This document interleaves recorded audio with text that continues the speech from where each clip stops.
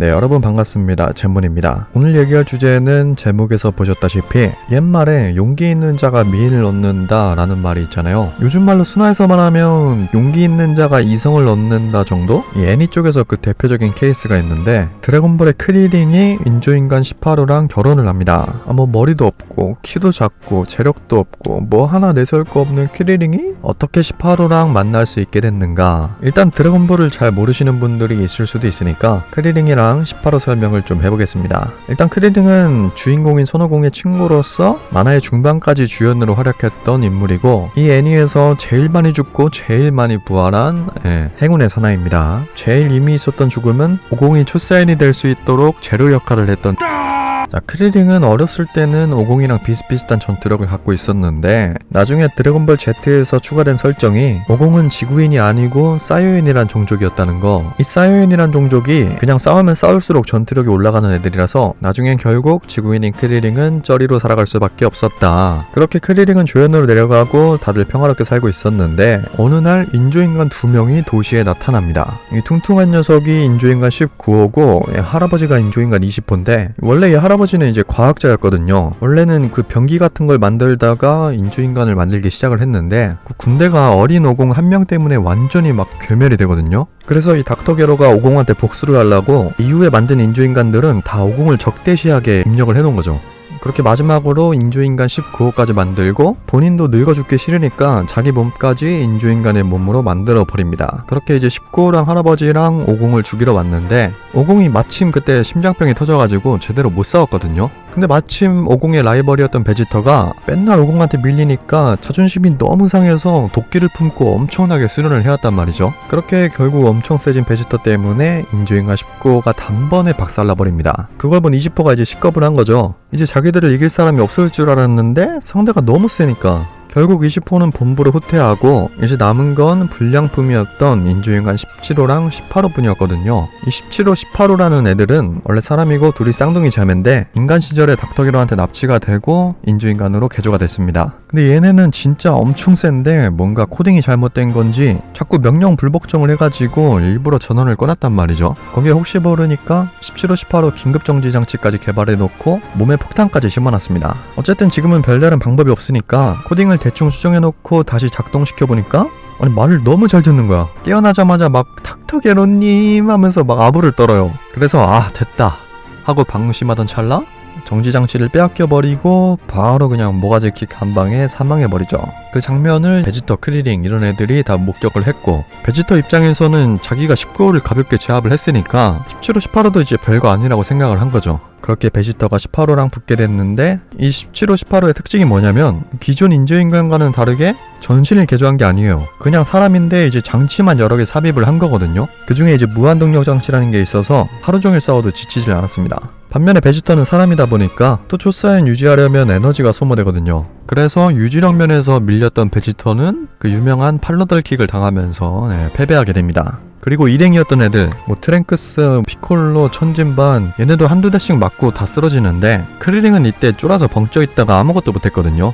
근데 인조인간들이 싸움은 이겼는데 베지터는 안 죽이고 자기들 갈 길 가는 거예요. 여기서 크리링이 지릴 듯한 공포를 이겨내고 한마디 질문을 던집니다. 너희의 목적은 오공을 죽이는 거냐 아니면 세계를 뒤집어 놓는 거냐 라고 물어보니까 17호가 우선 자기들은 오공을 죽일 거고 그 다음 일은 그때 가서 생각하겠대요. 그러면서 갑자기 18호가 크리링의 볼에 키스를 하고 떠납니다.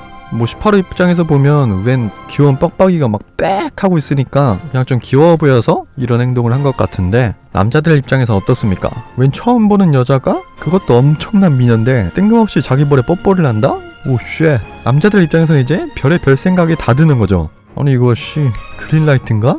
나한테 관심 있는 건가? 나 오늘 좀 잘생겼나? 그렇게 크리링은 이 일을 계기로 18호에 대한 적대치가 아예 0이 돼버립니다. 동료들은 막 지구 지키겠다고 수련 열심히 하고 대책 마련하고 막 이것저것 열심히 하는데 크리링은 맨날 뽀뽀 생각밖에 안 나는 거죠. 크리링이 이전에 연애 경험이 딱 한 번 있었거든요. 근데 정상적인 연애는 아니었고 그 전형적인 호구 스타일의 연애를 조금 했었습니다. 사달라는 거 다 사주고 심지어 여자는 밥도 할 줄 모르고 뭐 기초 상식도 없어요. 말 그대로 이제 얼굴만 믿고 사는 그런 여자를 만났었는데 18호는 미인인데다가 터프하고 뭔가 되게 관대해 보이고 막 긍정적인 생각이 들 수밖에 없죠.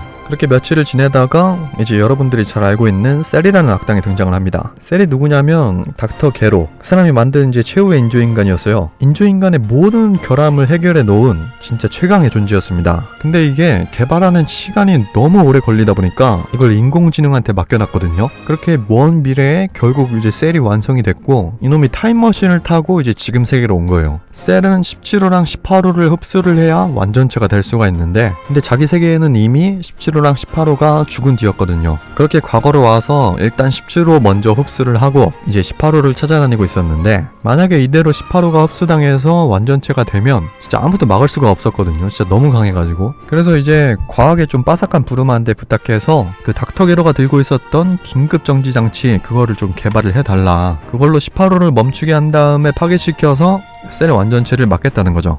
근데 그 장치를 다른 사람도 아니고 크릴링한테 줘버립니다. 아니 크릴링은 이미 막 18호랑 결혼하는 상상이랑 애 몇 명 낳을지 계획도 다 세워놨을 텐데 자기 미래의 와이프를 정지시키고 파괴하라니까 엄청난 딜레마가 생기는 거죠.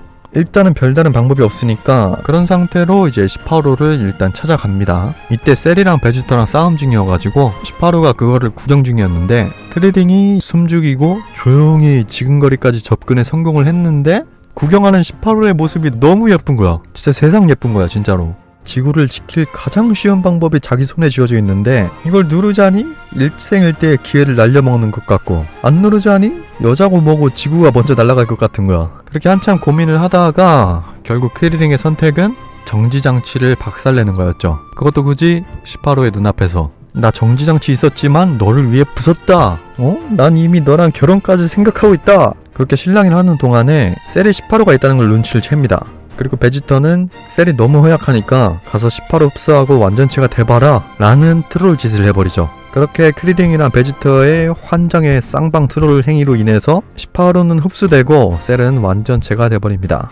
근데 뭐 베지터 잘못이라기보단 첫 번째로 크릴링이 자기 사리사욕 채우려다가 이제 이 사단이 나고 만 거죠. 여자 한 명 때문에 친구들 다 동수치고 지구까지 날려먹을 위기에 처합니다. 이후에 셀마 걸려다가 트랭크스 죽고 오공 죽고 개왕 죽고 그래도 오공의 아들인 오반이 이제 여기서 초사인 투로 변신을 하면서 겨우 셀을 잡아내긴 하는데 그 과정에서 셀이 과부와 비슷한 게 와가지고 18호를 토해내거든요. 크릴링은 또 이때다 싶어서 제일 먼저 가서 18호를 안고 신의 궁전으로 피신시킵니다. 사실 18호가 셀 몸속에 있으면서 막 이상한 점액 같은 거 다 묻고 상당히 비위가 상할 수도 있었지만 그것만 참으면 꽃길을 걸을 수가 있으니까 그렇게 이제 셀을 물리치고 신의 궁전에 도착해서 18호 집에 보낸 다음 신령을 소환시키는데 첫 번째로 셀한테 죽은 사람들 부활시키고 이제 소원이 하나가 남았잖아요. 이때 야무치가 딱 나서서 내 여자친구한테 다이아 목걸이 선물하고 싶은데 어떻게 안 되겠냐 라고 얘기를 합니다. 근데 크릴링은 들은 척도 안 하고 17호랑 18호 몸속에 있는 폭탄을 제거해달라는 소원을 빌어요.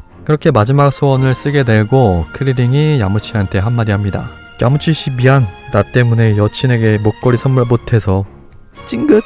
진짜 야무치 입장에서는 정말 열받았겠지만 그렇다고 화내기에는 자기 소원이 너무 보잘것없었죠. 이렇게 크릴링은 야무치를 지그시 밟아주고 18호를 위한 소원을 빌었는데 근데 집에 간 줄 알았던 18호가 그 광경을 다 보고 있었던 거예요.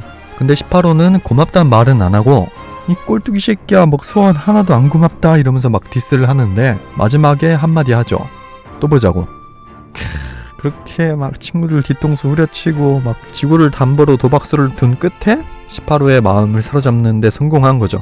나중에 18호가 직접 찾아와서 데이트 신청까지 하고 결국 결혼까지 해서 딸 하나 낳고 오순도순 잘 살게 됩니다. 뭐 물론 드래곤볼 캐릭터 중에서 최다 데스를 기록한 비운의 캐릭터기도 하지만 최종적으로 보면 우주 최강 손오공의 베프이자 늙지 않는 아름다운 아내를 가진 인생의 승리자로 남게 되죠. 그런 거죠. 만약 크릴링이 18호를 처음 봤을 때 용기 내서 말 걸지 않았다면 18호는 그저 쩔이었던 크릴링이 전혀 눈에 안 들어왔을 거고 만약 정지장치를 눌러서 18호를 파괴했으면 영영 서로 볼 일도 없었을 거고 물론 이 운도 엄청나게 작용을 했지만 시작은 크릴링의 작은 용기에서부터였다. 현실에서도 막 쭈뼛쭈뼛 가가지고 막 저 혹시 너무 예쁘셔서 그러는데 이러는 것보다 그냥 자기가 원하는 바를 용기 있게 말하는 게 안 하는 것보다 훨씬 낫다라는 얘기죠. 근데 이게 좀 잘못 이해하고 계신 분도 있는데 그래도 좀 상대방 입장도 생각해보면서 그런 실전 행동을 취하면 조금 더 건강한 우리 사회가 되지 않을까 생각해봅니다. 다음에 어떤 주제 하지?